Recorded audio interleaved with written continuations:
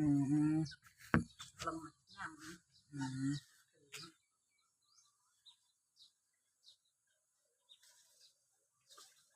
งั้นในบาทตุกติจะเชียบห้องเอง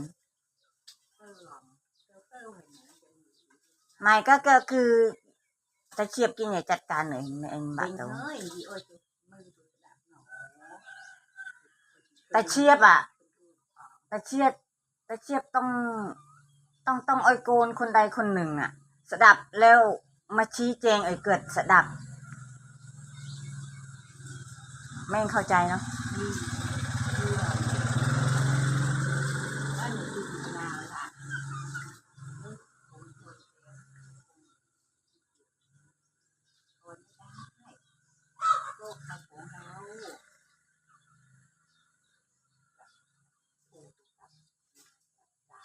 อืม